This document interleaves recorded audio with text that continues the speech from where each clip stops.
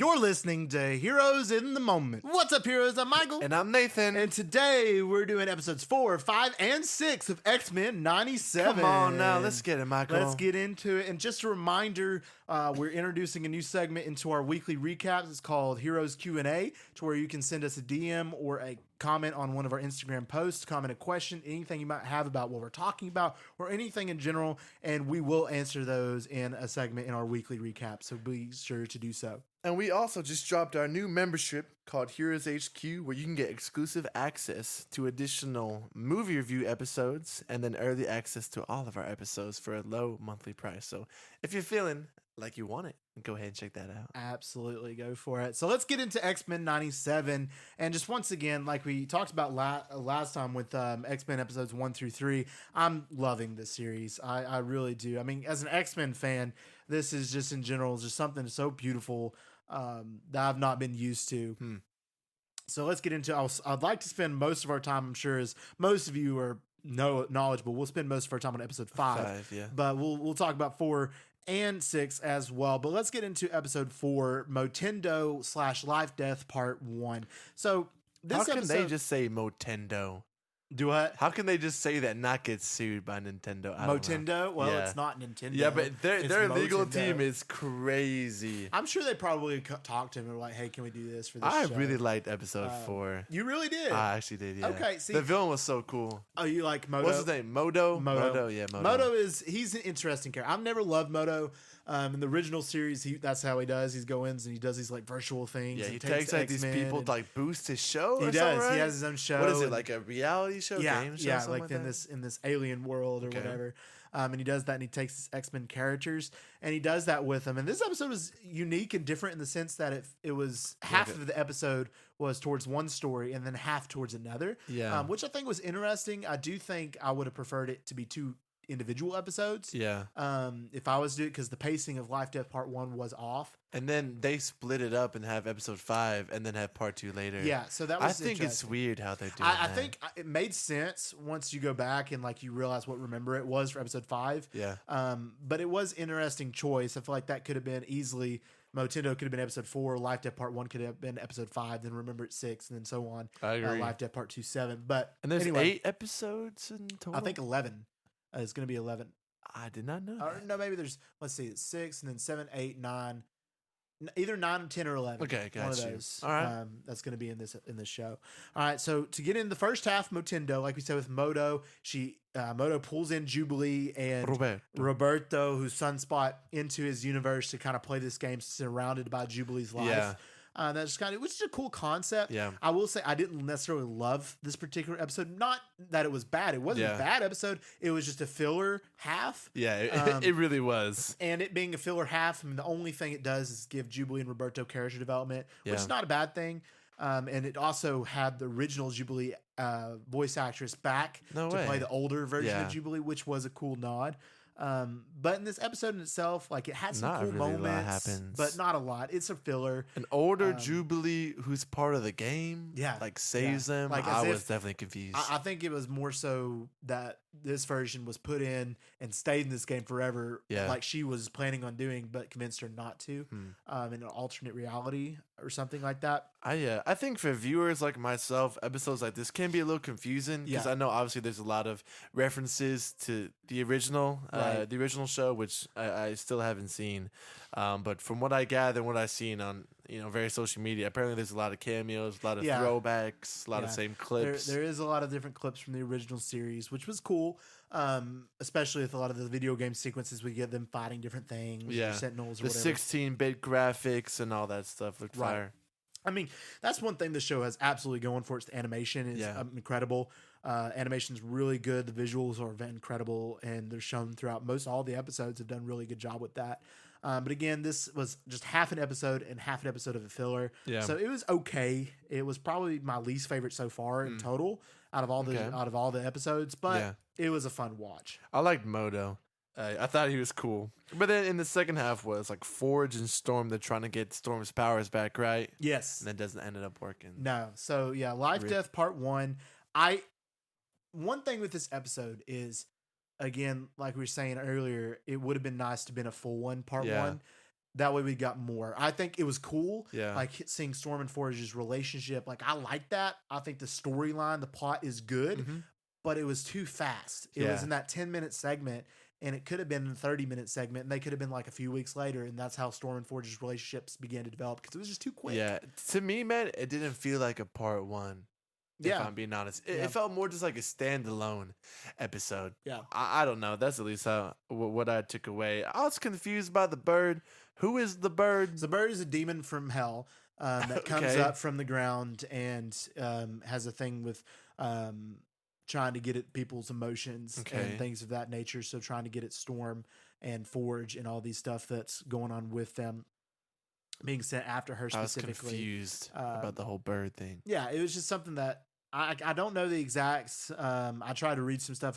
The bird is in the comics, but not like profusely in the storyline. Yeah. When I first saw it, I was thinking maybe it was the Shadow King because Storm and Shadow King have a big past, and that would make more sense according to Storm and her story from her young life. But I'm not exactly sure how that kind of followed into play.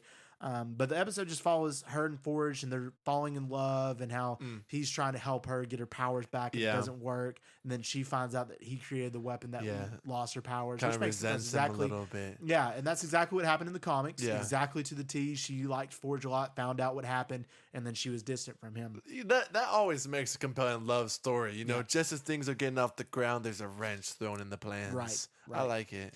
Right, and I think Storm and Forge are a great couple. I love them. I think they're good. Like Forge is a G. He's a G. So cool, man. He's a cool dude, and Forge is a cool character. So it's cool to see them and their relationship develop. But that was Life Death Part 1.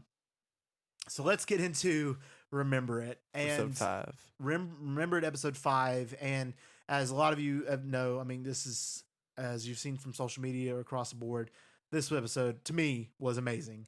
I mean, it's by far the best episode of the series up to this point. And I just think it was just having the past and previous experiences with X-Men and the knowledge of it. It wasn't like anything I've seen from X-Men before. Okay. I mean, no other episode in the original series, like this was better in every episode than the original series. And this is one of the best episodes I've seen in a long time of any TV show, not even animation. That's just how good it was to me. I mean, not only that's spoilers, a crazy statement. Well, I said I didn't say for in all time. I said recently. So in the last year. You're like in the last day. I'm not just kidding. In the last couple of weeks, you're watching Better Call Saul. I have been watching Better Call Saul, and I will say I stand up to that statement when I say remember it. Wow. It was a great episode, and it's just so good. And like we talked about beforehand, I'm a sucker for a good emotional death, and this episode delivers 2 of them. Yeah. And I was like not expecting any. So getting 2 was definitely especially a throw. 5 episodes in. Right. You're not even like halfway done with your first season. Not even halfway done. And then I mean I know they're going to be back. That's the thing that's kind of not sad. I was looking at apparently the showrunner said it was permanent because I saw an interview about it. Huh. So, I don't think it will be. I think that was fiction just because Cable was there. If Cable wasn't there and there was no lines of Cable anywhere, then I would have thought maybe more permanent. But since Cable was there, seeming like he was trying to prevent the event from happening, I think that it'll be changed. But to talk about this show, so before we get into the massacre at the end, we got to talk about the in general of the show. So Magneto, Rogue, and Gambit go to Genosha, the mutant island, to kind of settle peace with the United Nations and try to see that it's thriving. They go there and meet up with Nightcrawler's there. Legend, love Nightcrawler. I like him a lot. And he's on the council as well for the religious aspect of Genosha. And then also they want Magneto to be their chancellor over it all. And Magneto wants Rogue to be his queen in a way, which is a cool concept as well. And there's that whole like love triangle going on with Gambit, which I think is well done. I think they did a good job. I thought they pulled it off very well. I do. I do. And then we get that whole debacle. And then over on the other side of the spectrum, we get Cyclops and Jean, who are having a debacle in themselves. So Jean's over here not sure in her own mind, not sure what memories are hers. And obviously that would be a great thing to be thinking about. Obviously you're going to be like, I don't know what memories are mine. That's going to be affect you a lot. That'd be terrifying. That would be terrible. Especially in a, a close relationship like that. Yeah. And then Wolverine walking in and she kissing Wolverine. He was like, whoa. He's like, I like this, but I can't do it. You're Cyclops' girl. And what a man Wolverine, man. He's like, I mean, he could have had every right to be You're like, saying if you're Wolverine, you would do the same thing. But I mean, like, you can just see that Wolverine, I mean, he wanted that more than anything. But at the same time, he was like, you're Cyclops' girl. He had that respect for him. He's a dude, man. And we haven't seen a lot of that previously, Yeah. There's always, at least in the live action movies, there's always, an element of jealousy and trying to one up each other. But the fact that, he was kind of stepping down and being respectful, I was okay. Yeah. That's a nice turn. That was awesome. And then we get Cyclops' whole perspective of it, to where he's still talking in his mind with Madeline Pryor about their child, which is understandable. I mean, it was their child and they had that emotional connection. But Jean finds out and obviously is naturally really mad about it. Yeah. Ship that baby out of there. Yeah. Became Josh Brolin. And it does become Josh Brolin. But I wish my kid was Josh Brolin. Oh, man. I can't lie, man. I would love for my kid to be Josh Brolin. I know, dude. That'd be cool. Oh, how cool would that Bringing be? home the money. Yeah. Just hitting you with like line after line after one-liners in existence. Yes. Perfectly balanced. Like whenever you're giving him like his goldfish as a kid. You're like, bro, what are you saying? What are you saying, man? He just like he is the same size of a younger kid, but he's got like Josh Brolin's adult face. Yeah. And like the beard. That'd be terrifying. It reminds me, like those middle-aged like white women on Instagram, they're like, let me tell you what my 2-year-old son Lemithany like recently told me. What he said, and it's so and it's something so so deep. We know you made it up, and they're like, don't become so stressed on tomorrow's problems that you forget about the beauty of today's. And you're like, bro, Lemithany did not say that. And then you had all these comments. Oh my gosh, that's so amazing. I hate that so much. Inspirational. I wish my kid said stuff like that. It just says like Google Gaga. Why are you duking on your kid? She's Maybe lying. one day he'll be a motivational speaker. Oh, that's so funny. I agree. All right, so then we get all that with them. And then most of the story, like we said, talks about with Genosha. It talks about Rogue and Magneto's past their story and how they figured out that they could touch each other. Yeah. And how he was there for her when nobody else was. And the fact of the physical touch, and he fell for her, and that or she fell for him in that aspect. That goes a long way. If you kill everyone you touch, and you finally find someone you can touch, you're very likely to end up with them. Oh yeah, absolutely. But Gambit's like, I don't care. He's like, he's in it to win it, man. Gambit's he's a man. I love Gambit. He's such a great character. Cool, such a good dude. And the fact that he had every right to be mad over the stuff with whole debacle, but instead he was like, no man, he's like, I still want to be friends and all this stuff, and he was saying that, and that was just really cool scene. And earns a lot more respect for Gambit, for sure, in a lot of ways. So they're having this council. They're establishing Magneto as a leader, Rogue coming in.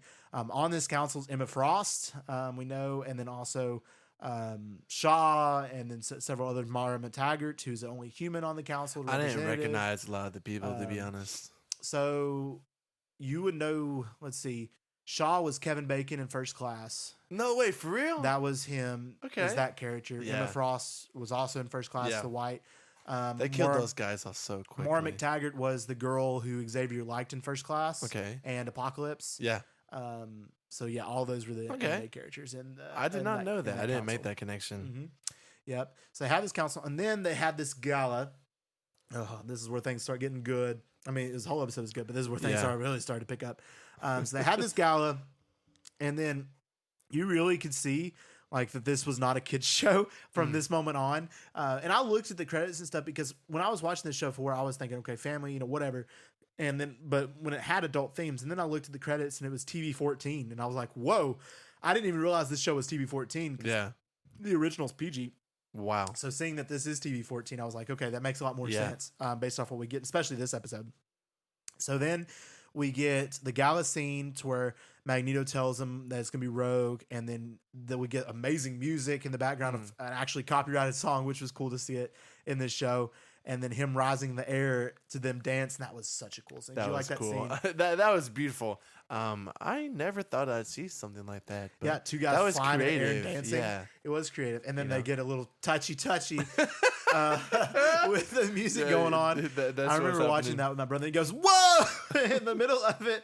And I was like, whoa, the first time as well. And then they kiss, and everybody's like, whoa, they're together. And then, of course, Gambit's like, dude, I feel so bad for him, man. I felt bad. They're just like above him, touching and kissing. And he never knew that she would choose him. But, that's terrible. That's terrible, dude. Yep. And then we see she tells Magneto, she's like, I'm sorry. I mean, I do like you, but my heart's just not with you. My heart's with Gambit. And it's not all about touch, is what she says. Can't take back all that touchy though. No, you can't. You know what I'm saying? I don't know. You can't. You can apologize a lot to Gambit, but that is true.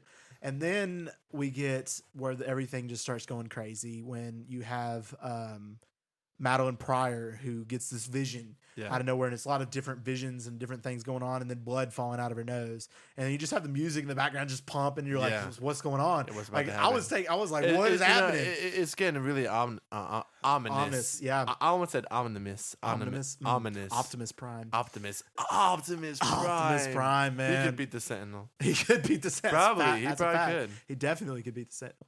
Anyway, she gets that, and then she walks out, and Cable's there, and he's like, "You got to get out of here. You got to get stop the music." So stopping the music, I wonder like why he's saying stop it. Is it because the music is the reason that they couldn't be defense, like because they couldn't hear what's coming? Is that the reason he's telling them to stop? Or was there like a deeper reason that like the music was like calling the Sentinels? Or maybe that was like the plan.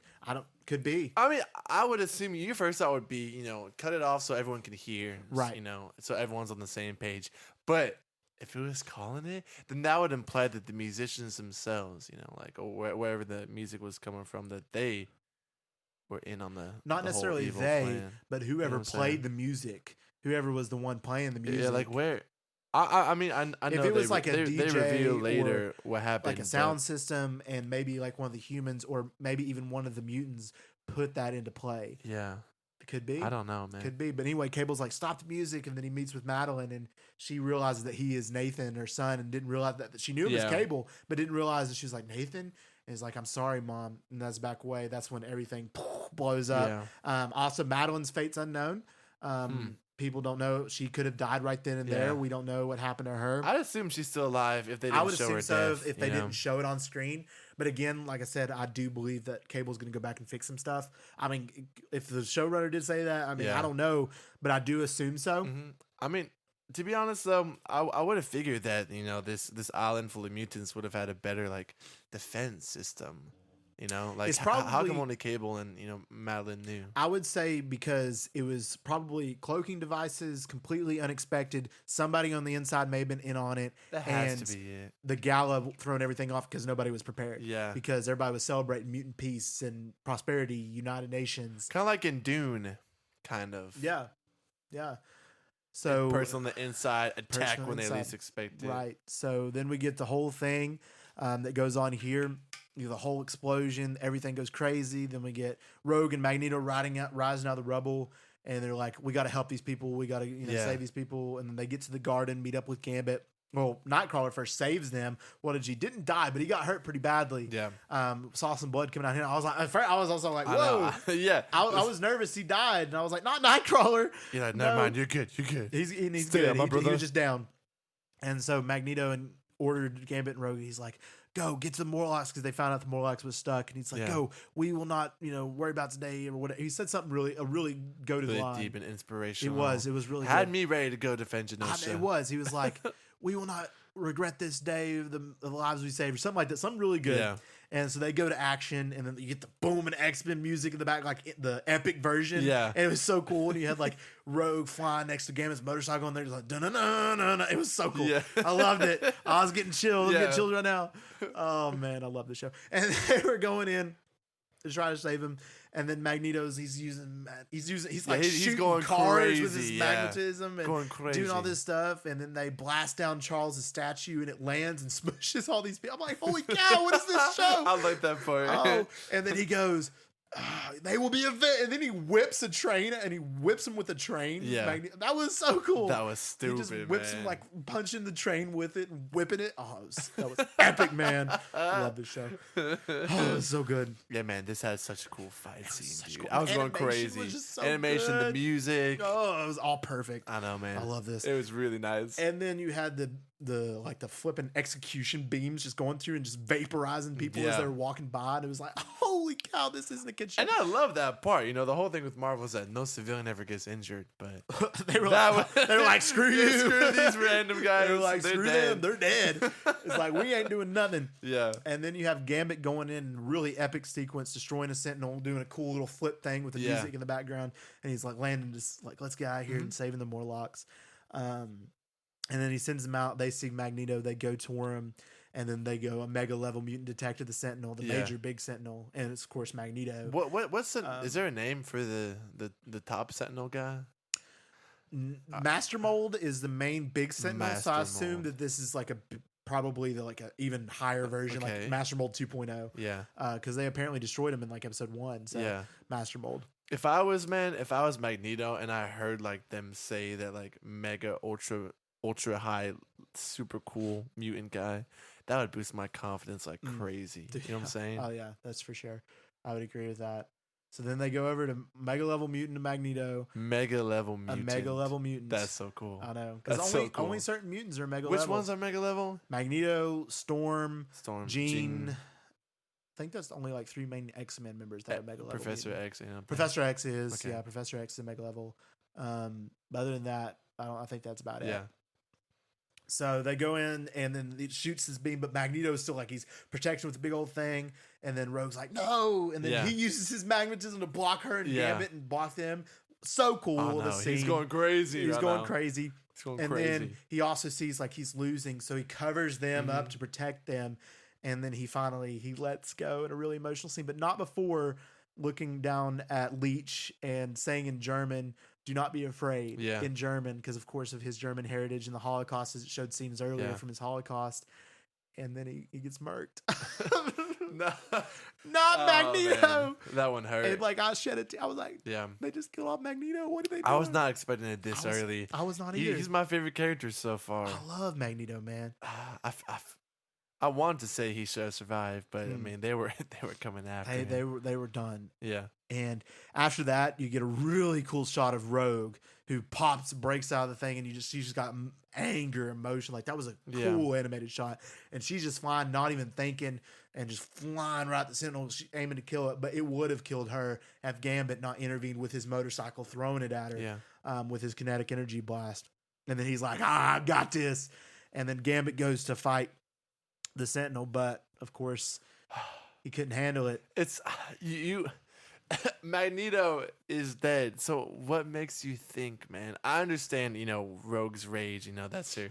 Oh yeah. He loved her, and they had a close relationship there. And that's always really cool seeing someone react out of rage. But then I don't know. I feel like Gambit got a little too cocky. I think that's just Gambit. I mean, he don't care. He's going in. Yeah, he's I don't know, man. It. But Magneto being dead, I feel like that speaks a lot. But it's also potential that like he knew what might happen, and he knew if it did, he could destroy it and save the people. That's true. So he got it. He got stabbed in the side, and then of course he has the amazing delivery of the line. He smiles, and he goes, "The name's Gambit. Remember it." And then, of course, he uses his kinetic energy to destroy the whole big one more time, and all of it. And of course, it leads to his death. And then, man, his death was so cool. It was so cool. They executed that so well. They did it so perfect. And then it cuts back over to the X-Men mansion, and they're all standing around. Cyclops is angry. He's like, "What's going on? Tell me what's going on." And Beast is like, "Oh my god!" Like in tears. Yeah. And I was like, "This is an X-Men shot. Like, what is going on?" I was in tears. I was like, "What is going on? Why are they dead already?" I was like, I'm not used to seeing this. It's like I'm not used to perfection. And then Rogue. It ends the shot with Rogue holding his corpse, and he's destroyed. And then it cuts to black, and it's like, I can't feel you, and knowing that like our power is to feel and like take feeling and take like that was brutal. Yeah. And then the episode ends, and I'm like I know we got to move on to the next episode, but it's just like it's hard to because literally. I know what you said. You said you thought it was overrated, and I think I thought it was very good. I thought it was the best of the show so far. Of the show, right? But I was hearing stuff like, I think the IMDb score is a little inflated. I don't think it means what it used to mean. You don't think 9.8? Brother, man, a 9.8. It's 9.8. Most of these episodes shouldn't be above a 9. A 9 is like high class. I don't know. I think like 9.8 is high, but brother, there's like 3 movies that have a 9. I know. Well, how is that different? Movies and there's not even that many rated. episodes that have that high of a rating either. No, there's not. Yeah, like maybe one, a couple from Succession and Breaking Bad and Better Call Sopranos, Saul, Better Call Saul, but not many. I don't know. You're putting that up there with that. I don't know. Yeah, but I mean, from what I've seen, I'll tell you, man. Like, I understand what you're saying, and I get it. But from my perspective in the X-Men, and I mean, you can say recency bias, but like even without recency, like I mean. It was just such a good episode, and it was really good. The emotional depth is the reason it was so good is because it's just not what you expected from Marvel. Yeah, and that's the highest rated anything Marvel's ever done, which is crazy. Wow, to know that, and then I think X-Men 97 is like the highest rated Marvel thing right now. Huh. So that it's just crazy to see that. No, it's and done well. The emotion. Death of Gambit's death and Magneto, the way it was executed, the dialogue, the animation. It's just there's not much against that episode, really. And you look at it statistically, that would hinder it. And I just there's not a lot of flaws. There's not, And I think that played into the ratings. And as most people have said, it was really good. A lot of people were calling it and saying like it's Marvel's Red Wedding. Which I could see. I was earlier when we were talking about the music, I was gonna say Red Wedding. Yeah, but I know you've only seen the first season. I know Red Wedding. Really, you do? I do know Red Wedding. Oh man, with everything that went on. That episode's so good. But a lot of people are saying it's Marvel's Red Wedding. Okay, and I think that's a cool way to look at it because of everything that went on. So it's cool to see. And the creator of the show did say that this was just a warm up. Compared to the next to episodes, like the final 3 episodes, this was just a warm-up. He's like, everyone's gonna die. So taking out 2 huge characters like that in the beginning, if it's permanent, that was you said it's probably not. All things considered, but I don't know. It's gonna be hard to top that. I'm just excited for more. Anyway, to move on, I guess briefly to Life Death Part 2. Now this episode had a lot going for it too. Yeah, I feel like way too much happened in this. I agree. I feel like also this episode could have been in 2. So many different plot points. I feel like this episode could have been in 2. I have like 15 notes of what happened. I'm like, why did all this stuff happen? A lot happened in Life Death Part 2. Now, I don't think it was necessarily bad. I just think it was so much, it should have slowed itself down. They were cramming. They could have put they could have put the first Life and Death as like a singular episode and just focus on Modo. Yeah. And then they could have taken that end part, with Storm and Forge, kind of fuse it with this episode and make it like 3 parts. Right. I thought. So this episode follows, and it says, well, remember, it takes away 2, and then Life Death Part 1 gave back 1. Yeah. Revealing Charles Xavier, of course, is still alive, taken by the people he fell in love with. The Shi'ar, right? The Shi'ar. Is that how you say it? And taken by the Queen of the Shi'ar, who he fell in love with back in X-Men, the original series. What's her name? It starts with like a L. Lorandra. And her sister is the bad one? She is. Okay. Not Lady Death, but Death something. Death, I forget what it was. Yes, Death something. I can't remember either. Death something. But anyway, follows that, have that plot, and then also the rest of the Storm plot with Forged, where she has to find a plant to save him. Mm-hmm. And I will say, I think I like Storm's plot better. Yeah. In this episode, I think it was really cool. And just briefly touch on it, what happened with Storm is, and then we'll spend more on Xavier just because a lot happened in that. Yeah. So with Storm, she's kind of almost a test of self-sustainability and like seeing of their own nature. So she goes on this journey trying to find medicine for Forge. And then in doing so, she realizes that her power still remained within. Yeah. And then she enhanced it and she got her original X-Men costume, which was a really cool scene. She goes into that, the tight little space and she goes by herself and then that evil, the evil entity demon spirit thing was like, you can say you can be a human and all that stuff. Right. She's like, no. Yep. And then she gets her powers back. Remind me of Black Adam. Black Adam. Yeah, like when they're in the cave and they're unearthing great unearthing the power. I don't know. I don't know why. I don't know if you compare Black that. Adam references, but okay. Yeah. So with Storm, I thought it was a really cool scene just to get like her powers back. She got her original costume from the original comics, so she looks good. You showed her power level. It's like, holy cow, she's a powerful mutant. She's got some abilities, and I think that's awesome. The show's finally showing what Storm can do. Yeah. Because in prior entities, that's the weather, man. If I was Storm, I'd be petty, and I'd go to my enemy's house, and I would just make it like snow all the way up to the door so they couldn't get out of their house. Just make it freezing for eternity. Yeah. It's always slippery and wet, so they fall down everywhere. Makes your socks constantly wet. Yeah. Oh, that's the worst feeling in the world. That would suck, man. So she gets her powers back, and then she finds out what happened in the events of Remember It. So I think it makes sense that like Remember It was taking place during Life, Death Part 2, so it's the same time. Yeah. So that's why, and then she comes in, she's like, oh my gosh, I got to go back to help them. Yeah. And then we go over to Charles Xavier, find out where he's been all this time. What'd you think? We got Ronan the Accuser. Yeah, that part was cool. The whole space battle with, X-Men. You have Gladiator. You have Ronan. You have... Gladiator's cool. It was the Kree and the Shire. Yeah, that's where they were fighting. Gladiator is cool. He's a G. I wish that would have gone longer. I really did like Gladiator. Gladiator's a cool dude. He was pretty cool. He's that was probably my favorite part of the episode, to be honest with you. I wasn't too enthralled by the whole Xavier plot. No. I felt like that part of the episode was pushing more a political statement. Yeah. Like if we're forced to forget, then so and so. Right. So I see what he was saying, and he was very wise and profound. But and I do think it's cool, like how he was like, no, I don't want to forget my X-Men. Like when they were requiring him to, even though he loved her, he was like, no, I can't forget my X-Men. And then now he sensed what happened to Gambit, and that Gambit was dead, seeing his body. That was cool. Yeah. Seeing his skeleton, he's like, I got to go back. That was crazy. So I do think this next couple episodes is going to just all of this stuff is just going to come into one, to collide to find out what happened. Yeah. There at the end. And then one thing that was kind of interesting is Xavier putting all these guys in the classroom with his mind. Yeah, in the classroom. He's like, guys, chill. He's like, listen, this is not what's okay. And he's like, you will raise your hand when you speak. That was so great. I did like that. In that weird astral place. In the astral plane, yeah. And then he finally was like, broke down. He's like, I got to go back to my X-Men. I'm sorry. Yeah. He's like, I'm sorry to postpone the wedding, but I got to go have my I can't X-Men. forget, man. No, you can't. How long was he there? And like... They were like really in love. Yeah. I mean, they were in love in the original series, and then of course she came back to go take him to save him from his death, and then she did. So I'd say he was there probably for 6 months, a year, maybe. Yeah.